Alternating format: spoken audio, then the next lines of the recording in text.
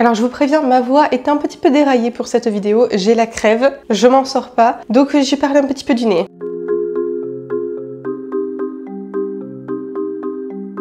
Coucou les arcanes, j'espère que vous allez bien, je suis très contente de vous retrouver pour cette nouvelle vidéo. Ça fait très longtemps que j'ai ce thème de vidéo en tête et j'ai envie de l'explorer avec vous aujourd'hui. Par quoi débuter la dark fantasy? C'est un genre littéraire donc vers lequel je me dirige de plus en plus et qui m'attire à chaque fois. J'ai des auteurs chouchous que je vais vous présenter dans cette vidéo et je me suis dit que pour celles et ceux qui voudraient avoir des recommandations en dark fantasy, j'allais vous présenter les livres avec lesquels j'ai débuté ce genre. Alors il y en a pour tous les goûts, vous allez voir que certains s'intéressent sur un aspect beaucoup plus psychologique, tandis que d'autres vont s'intéresser à un univers assez sombre, violent, avec des personnages qui sont pas très sympas. Il y en aura avec de la romance, d'autres avec un style beaucoup plus young adulte. Donc vraiment, il y en a pour tous les goûts, j'espère que chacun d'entre vous pourra s'y retrouver. Et donc j'ai envie de commencer cette vidéo en vous parlant de la définition de la dark fantasy. Je vais vous donner ma définition propre parce que je pense que chaque lecteur et chaque lectrice va avoir son petit côté au niveau d'un genre en permettant de le définir d'une certaine manière qui lui est propre. Donc pour moi, la dark fantasy finalement c'est un univers de fantasy bien sûr, mais avec un côté sombre très développé, limite on est dans quelque chose d'assez apocalyptique. Et voilà, moi ce qui caractérise vraiment la dark fantasy, c'est l'univers sombre et violent qui va être grandement mis en avant et qui va se retrouver à ne pas être tendre avec nos personnages. Maintenant allons voir la définition sur internet. Je suis pas allée bien loin, j'ai pris la définition de Wikipédia. La dark fantasy ou fantasy noire est un sous-genre de la fantasy qui désigne les œuvres dans lesquelles l'ambiance est très sombre et proche de l'apocalypse. Le bien laisse place au mal et les héros ou anti-héros sont souvent fatigués par les épreuves qu'ils ont subies, d'humeur sombre, voire amoureux. En partant donc d'une mentalité pessimiste, l'auteur nous présente la plupart du temps une œuvre évoluant dans un contexte psychologiquement oppressant pour le lecteur ou les personnages, noir ou violent. Cette dimension de la fantasy s'éloigne du classique manichéisme de l'héroïque fantasy et permet une réflexion sur le bien fondé des notions de bien et de mal. Bon, j'étais pas trop loin en fait. Alors peut-être qu'au vu de la définition donnée sur internet, certains des livres que je vais vous présenter, vous n'allez pas trouver que ça correspond à de la dark fantasy, mais pour moi, ça s'y rapproche. Encore une fois, chaque lecteur a son appréciation. En tout cas, si vous avez vous aussi des recommandations, n'hésitez pas à me les faire en commentaire, je suis preneuse. Je vais donc commencer avec une recommandation de dark fantasy young adulte que j'ai lu l'année dernière, il me semble. Il s'agit donc de Runborn, le premier tome de Ariel Holz. Je l'avais reçu à l'époque de la part de Gulfstream Éditeur et je suis trop contente de l'avoir découvert. En fait, là, on va être sur une dark fantasy à l'inspiration de mythologie nordique où le Ragnarok a bien eu lieu. Donc c'est l'apocalypse dans la mythologie nordique. Les dieux nordiques ont été décimés, mais à la toute fin en fait de leur ère, il y a Odin, donc le père de tous les dieux, qui a transmis à un groupe de mortels une rune sur leur peau. Alors excusez-moi comme je parle du nez du coup et j'articule pas très bien sur certains mots. Cette rune-là possède l'essence d'un des dieux et pour faire renaître les dieux, ils vont devoir rassembler l'ensemble des runes disponibles. Et pour faire donc renaître les 24 dieux, chacune des runes doivent être à nouveau réunies. Sauf qu'il faut savoir que ces runes-là, pour les rassembler lors du rituel, vous avez deux possibilités, soit vous vous entendez bien avec les porteurs de runes et vous les ralliez à votre cause, soit c'est pas le cas et vous les butez pour pouvoir récupérer la rune. Oui, parce que la rune se transmet donc de génération en génération, ou alors si vous tuez le porteur, eh bien vous récupérez la rune sur votre corps. Ça dépend comment tu vois la facilité de ton point de vue, mais en tout cas forcément vous commencez à voir ce qui se dessine dans cette histoire.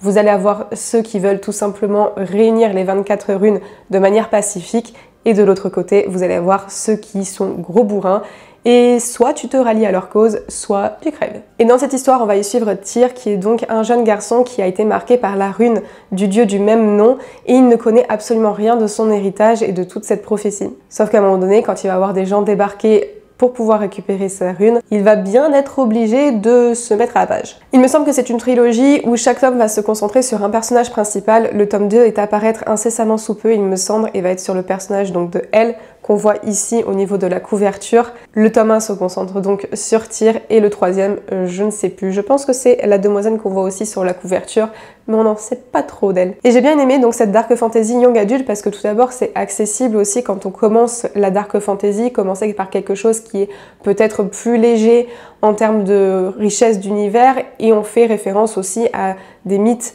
et des légendes qu'on connaît dans notre pop culture. le côté mythologie nordique, vous allez reconnaître à peu près l'ensemble des dieux qui peuplent ce panthéon. Et là encore, le côté dark est assez marqué finalement parce qu'on va se retrouver avec des choses qui se passent assez violentes, assez gore dans un certain sens, macabre. Il y a du sang de partout, faut pas être sensible à l'hémoglobine, mais j'ai trouvé que c'était franchement intéressant. C'est une lecture qui est parfaite pour les vers si jamais vous êtes lecteur ou lectrice de saison. La plume d'Ariel Holst est hyper fluide et ça se lit tout seul, d'autant plus que vous allez avoir énormément de références à la mythologie nordique qui moi personnellement me fascine, donc j'étais trop contente d'avoir tous ces clins d'œil et de voir comment l'auteur a manié ces éléments dans son propre univers. Donc si vous aimez les univers de fantasy un petit peu post-apocalyptique avec de l'inspiration de mythologie nordique, des complots, surtout des trahisons, vous allez trouver votre bonheur avec ce livre. J'aimerais maintenant vous parler d'un titre qui pour moi est plutôt une dark romantasy. Là aussi je pourrais faire une vidéo dessus parce que c'est très marrant, le côté dark fantasy, il y a plein de genres qui se sont éveillés depuis ces dernières années et je me dis dark romantasy ça peut autant être de la dark fantasy avec de la romance que de la dark romance dans un univers de fantasy. Mais là en l'occurrence c'est plutôt une romance avec un univers de dark fantasy assez richement développé et il s'agit donc de Gods and Monsters, le premier tome. Donc je suis avec le livre maudit d'Azrael d'Amber V. Nicole qui à l'époque m'avait été envoyé aussi en service de presse de la part des éditions Bookmark et j'ai eu un immense coup de cœur pour cette dark romantasy là. Je crois que c'est le premier du genre à peu près que j'ai lu parce qu'on va y suivre une héroïne qui est méchante dans un univers assez urbanisé mais il se passe énormément de choses violentes. Vous allez avoir une richesse au niveau des créatures qui constituent les clans autour justement de ce fameux Kaidan qui est le grand méchant Manitou de l'histoire. Pour vous parler un petit peu du résumé quand même, commençons par les bases.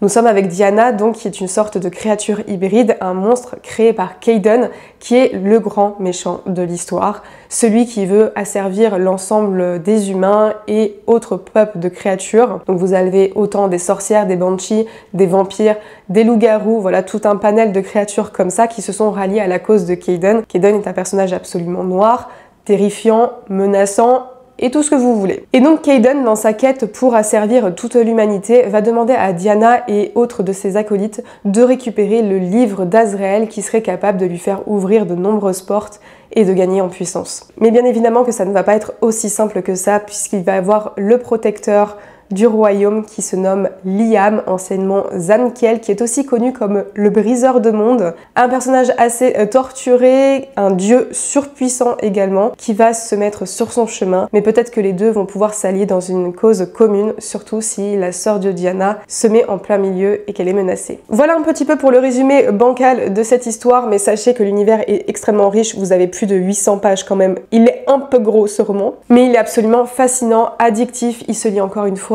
tout seul, vous allez dévorer les pages à une allure folle et j'aime beaucoup justement ce côté dark fantasy avec bien sûr une romance qui reste prédominante mais qui va se développer dans la seconde partie du roman. Donc pour ceux qui aiment bien avoir des romances dans leur roman, eh bien je pense que vous allez être satisfait avec ce titre-là. Bien évidemment, l'univers de dark fantasy est extrêmement riche et développé. Nous avons un world building aussi qui est extrêmement bien construit avec tous ces peuples qui sont mélangés mais en même temps qui doivent évoluer ensemble avec des codes différents. On a la menace bien sûr de Kaidan qui est très forte et qui influence bon nombre de ses partisans qui n'ont finalement pas le choix de devoir lui obéir. Diana va décider donc de stopper net cette collaboration et de lui tourner le dos pour pouvoir s'allier à Zamkiel et essayer ensemble de travailler pour contrer les ambitions folles de Kaidan. C'est marrant parce que dans cette histoire-là, on a vraiment le personnage de Diana qui est noir, torturé, qui n'est pas gentil et qui a des côtés assez destructeurs. Et de l'autre côté, nous avons Liam aka Zamkiel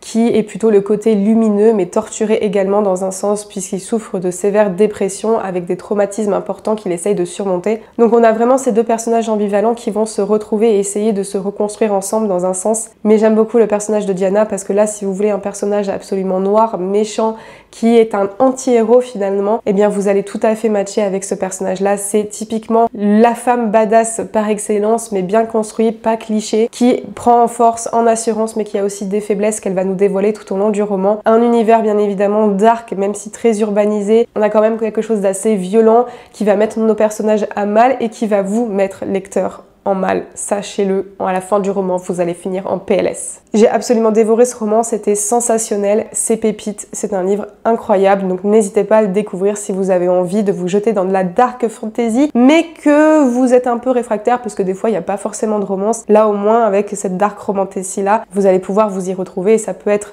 un premier pas dans ce genre littéraire. On va passer maintenant à ma queen de la dark fantasy, de mon côté en tout cas, quand je vois une sortie de cette autrice, qui s'appelle comme moi d'ailleurs, qui vient de paraître, eh bien je ne cherche pas à comprendre, je me jette sur ses romans, j'ai envie de tout découvrir d'elle.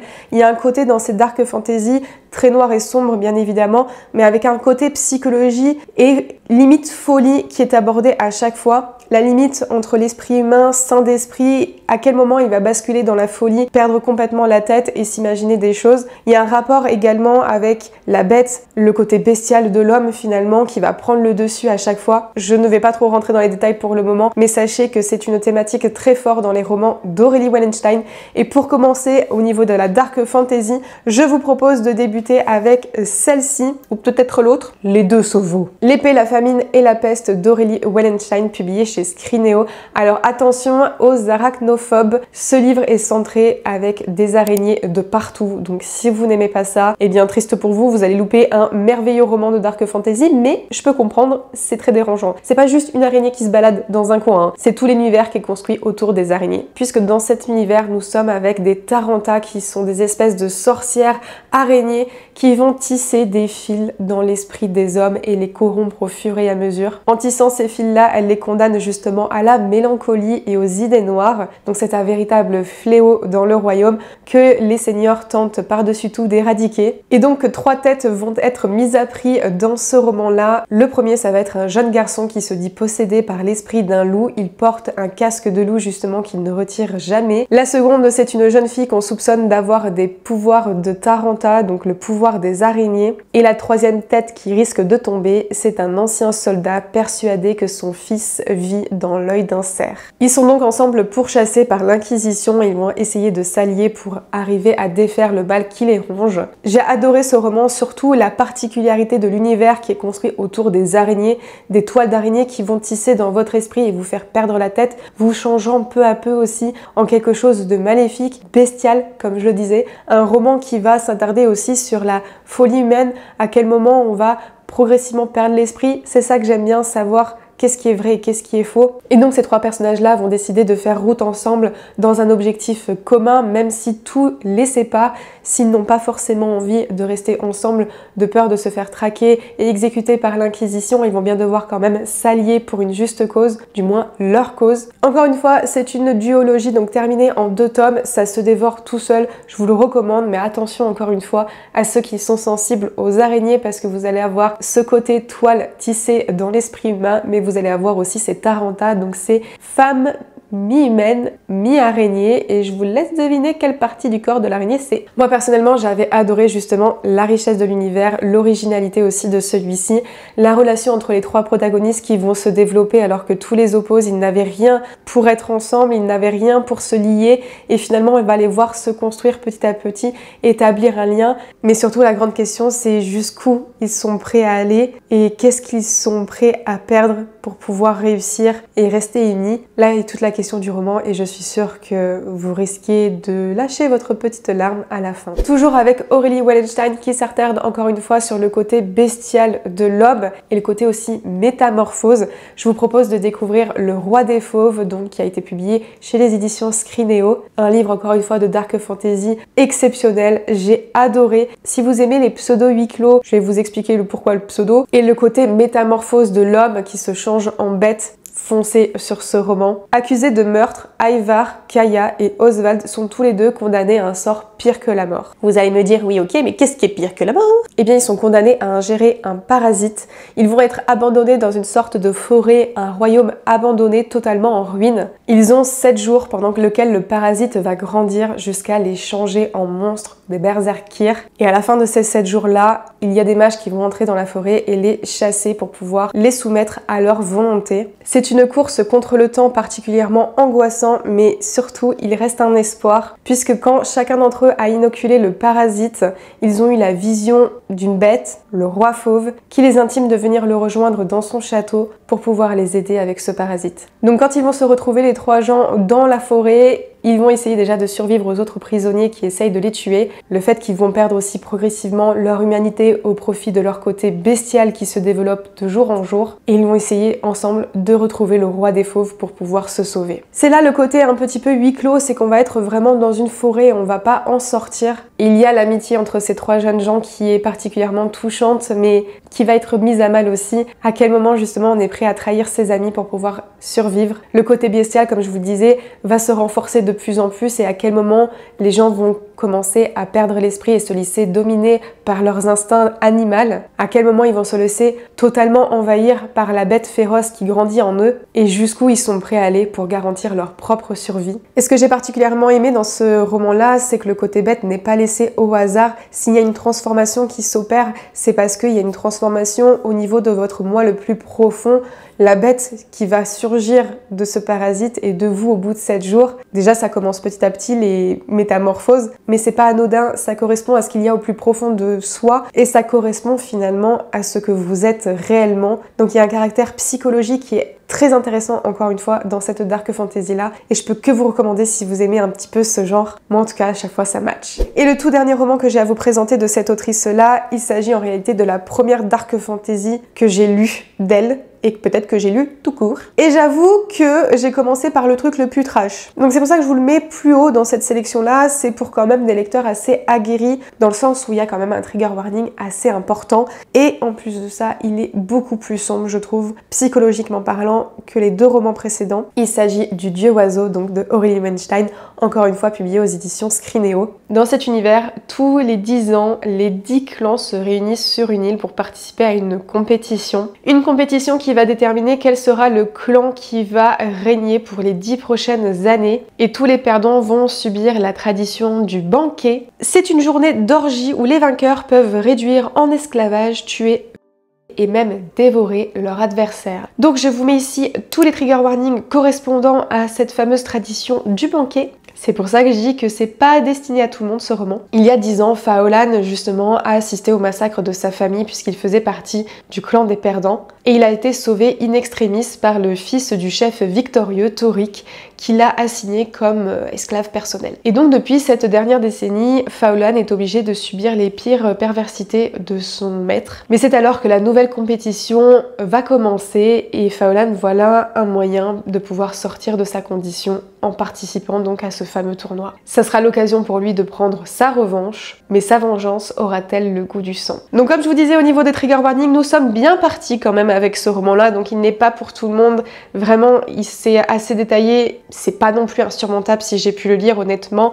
mais voilà, il y a ce côté très détaillé quand même dont il faut être préparé, parce que là on va vraiment rentrer sur la noirceur et la perversité de la nature humaine. C'est quelque chose de très fort. Il y a un rapport encore avec le côté animal, puisqu'ils vont partir au cours de cette compétition à la recherche du dieu oiseau, récupérer en fait ce fameux œuf qui va garantir donc à celui qui le récupère la victoire, et donc déterminer quel clan va dominer le reste de l'île pour la prochaine décennie. Et donc il y a ce côté là très développé de à quel point l'esprit humain peut se briser. On est vraiment centré dans ce roman là sur le côté noir déjà de l'environnement, de l'univers de fantasy, à se retrouver avec cette espèce de banquet qui n'est pas trop détaillé. Enfin si, d'après mes souvenirs quand même, il y a quelques petits détails. Donc voilà, faut être préparé. Donc vraiment l'univers hyper sombre, hyper malaisant, avec cette perversité humaine qui va ressortir. Comme quoi quand on donne les pleins pouvoirs à un humain, jusqu'où il est prêt à aller dans sa folie, dans sa perversion, dans sa quête de domination. Donc j'ai trouvé ça très intéressant au niveau de l'univers. Et dans le côté compétition qui va arriver assez rapidement finalement dans le roman, c'est le côté esprit humain qui va lentement se briser, avec Faolan bien sûr qui, en ayant subi toutes les atrocités qu'il a subies donc durant la dernière décennie, c'est déjà un esprit fragile qui, bien qu'en quête de vengeance, est détruit intérieurement. Comment il va réussir à s'en sortir, jusqu'où il est prêt à aller pour obtenir sa vengeance, pour obtenir la victoire. Et c'est cette frontière très mince entre le bien et le mal qu'on va retrouver ici, la limite finalement de ce qu'un esprit peut supporter dans de telles conditions. Et j'ai trouvé ce roman parfaitement construit à ce niveau-là, le côté psychologie, j'ai adoré. Ça m'a profondément marqué, il y a beaucoup de choses qui m'ont marqué dans les romans d'Aurélie Weinstein, donc je peux que vous recommander cette autrice, donc avec les 3 romans que je vous ai présentés, pour découvrir de la dark fantasy. Je trouve que c'est une très bonne écrivaine à ce niveau-là. J'ai pas eu l'occasion de découvrir d'autres de ses titres dans d'autres genres, mais vraiment la dark fantasy d'Aurélie Weinstein, c'est une valeur sûre pour moi, je ne peux que vous la recommander. Je suis sûre que ce livre ne vous laissera pas indemne. Il y a un côté très malaisant quand même, il y a un côté qui est affreusement torturé et qui va vous mettre à mal, donc c'est pour ça que je le recommande pas aux âmes sensibles, parce que je pense que vous allez pas aimer ce roman. Faut vraiment être préparé à le découvrir et ne pas avoir trop de sensibilité au niveau des trigger warnings. Et je termine maintenant cette sélection avec 2 romans de mon auteur préféré. J'étais obligée de le mettre ici parce que ça correspond tout à fait à ce que j'aime en dark fantasy. Tout d'abord, je vous présente donc Nevernight de J. Christophe, publié aux éditions de Saxus. Si vous aimez les écoles d'assassins et cette quête vengeresse, vous allez tout à fait aimer ce tome-ci. Je n'ai pas lu le tome 2 ni le tome 3, donc je ne sais pas ce que vaut la saga, mais je suis sûre que c'est pépite. De toute façon, je vous le ferai en vlog lecture très prochainement. Dans un pays où 3 soleils ne se couchent presque jamais, une tueuse débutante rejoint une école d'assassins cherchant à se venger des forces qui ont détruit sa famille. En fait, Mia est la fille d'un traître dont la rébellion a échoué et elle est la seule survivante du massacre de sa famille et de tous les partisans de son père. Elle est accompagnée d'un chat fait d'ombre qui s'appelle Gentilhomme et ensemble ils vont essayer de partir en quête pour pouvoir déjà survivre, mais aussi pour se venger de ceux qui ont massacré sa famille. C'est ainsi qu'à travers différentes relations, elle va se retrouver à entrer dans une école d'assassins, et donc tout le premier tome va être sur cet apprentissage au sein de l'école. Mia donc a une particularité assez exceptionnelle, c'est qu'elle est capable de manier les ombres,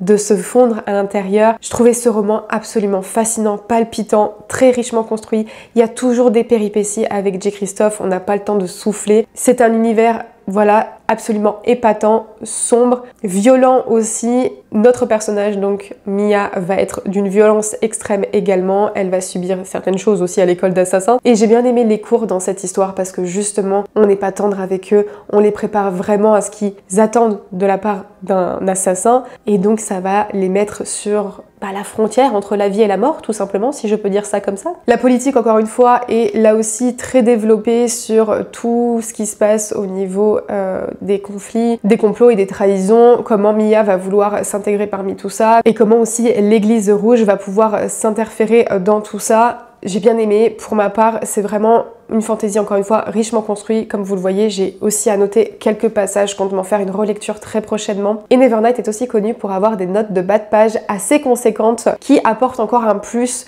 sur le world building qui est déjà extrêmement bien construit. Toujours avec une touche d'humour qui est propre à J. Christophe. Alors on apprécie la touche d'humour ou on n'y est pas sensible du tout. En tout cas moi ça a bien matché et on est encore une fois dans un univers qui est particulièrement sombre avec un personnage qui est assez noir et pas gentil. On est toujours avec un anti-héros puisque Mia va assassiner des gens. Donc déjà c'est pas la définition de quelqu'un de gentil. Et donc je peux que vous recommander de découvrir Nevernight si vous aimez bien le trope un petit peu d'école d'assassins et de fille qui veut absolument massacrer tout le monde. Et bien évidemment que j'étais obligée de mettre ce tout dernier titre en top de ma liste parce que c'est mon livre préféré. Je fais pas durer le suspense, je pense que tout le monde l'a deviné, pour ceux du moins qui me regardent depuis quelques temps déjà. Je vous propose de découvrir donc L'Empire du Vampire de J. Christophe, toujours, qui est mon livre préféré. Un livre absolument exceptionnel en tout point, c'est vraiment mon livre préféré. Je l'ai trouvé particulièrement addictif, encore une fois avec un world building extrêmement bien construit, des personnages encore une fois torturés, moraligrés, anti-héros et qui vont subir tout un tas de choses pas très sympathiques non plus. Des événements qui ne vont pas leur laisser un instant de répit. Vous allez être essoufflé par cette histoire. Il va toujours se passer quelque chose. Il va y avoir toujours un rebondissement. Quand vous pensez que ça y est, ils vont être enfin peinards, et ben non, ça n'arrive pas. Il y a toujours quelque chose et vous allez dévorer. C'est presque 900 pages, je crois. Il y a plus de 900 pages dans ce roman et vous allez les dévorer, je vous jure. Vous n'allez pas pouvoir lâcher votre roman. Si vous êtes sensible à la dark fantasy, au fait qu'on est avec des vampires absolument terrifiants, démoniaques en tout point, qui n'hésitent pas à tuer littéralement tout le monde, eh bien vous allez pouvoir adorer, je suis sûre, cet univers. Donc dans cette histoire, nous sommes avec Gabriel de Léon, le dernier saint d'argent. C'est un chevalier qui vise à détruire donc les vampires et rapporter la lumière sur la terre, puisque nous sommes dans un univers où le soleil a disparu et les ténèbres ont gagné, les vampires ont gagné en fait la guerre, donc on est dans un univers vraiment post-apocalyptique. Cela fait donc 27 longues années qu'il y a eu la mort du jour et que les vampires ont dominé l'ensemble du royaume et ont asservi les humains comme un peu une banque de sang. Et donc les saints d'argent sont en réalité des chevaliers au service de un dieu, parce qu'il y a un espace un peu de religion qui est très développé dans cet univers-là, et qui combattent les vampires pour apporter la lumière sur Terre. Sauf que Gabriel maintenant est seul, il s'est fait capturer par les vampires, il est emprisonné et il y a un historien qui va se présenter à lui pour pouvoir recueillir ses mémoires. Ainsi, Gabriel va raconter comment il est devenu un saint d'argent et comment il a connu une descente aux enfers absolument tragique, juste avant de passer sur sa quête du Saint Graal. Alors, ce n'est pas le Saint Graal comme vous le connaissez dans les légendes arthuriennes. C'est un personnage à double sens que vous allez voir parce que vous allez vraiment le suivre dans 3 temporalités différentes, parce que Gabriel va être au présent en train de raconter son histoire à l'historien, il est complètement brisé. On va le retrouver dans ses années de jeunesse où c'est un chevalier plein de fougue et d'espoir et de totale dévotion envers son dieu pour pouvoir vaincre les vampires. On a aussi la dernière partie où c'est un homme brisé également qui est absolument démoralisant et qui va essayer de rejoindre une épopée donc pour le Saint Graal. Un univers absolument fascinant, je vous le résume peut-être très mal et j'en suis désolée, mais encore une fois, une richesse de l'univers qui est absolument incroyable. Mais je sais pas pour vous, mais j'aime les romans qui me procurent ce genre de sensation, justement. Ça veut dire que je suis plongée dans l'histoire, que je suis en train de vivre l'histoire avec ces personnages. Donc franchement, j'ai été totalement immergée dans cet univers et je suis incroyablement impatiente de découvrir le dernier tome qui risque de paraître fin d'année. Donc vraiment, si vous voulez découvrir cette trilogie, c'est l'occasion, n'hésitez pas de foncer. C'est assez riche et c'est exigeant en termes d'information, mais en termes de dark fantasy, je trouve que c'est l'une des meilleures que j'ai lues. Même la meilleure, c'est mon livre préféré. Et voilà les arcanes, nous arrivons déjà à la fin de cette vidéo. J'espère sincèrement qu'elle vous aura plu. N'hésitez pas à me dire en commentaire si certains de ces titres vous tentent et encore plus si vous avez des recommandations de dark fantasy. Je suis très preneuse parce que j'ai envie d'en lire beaucoup plus. Si vous êtes arrivé jusqu'au bout de la vidéo, je vous invite à mettre un petit emoji de chauve-souris pour en réalité l'Empire du Vampire. Et moi en attendant la prochaine vidéo, je vous fais à tous de gros bisous et je vous dis à bientôt. Ciao ciao.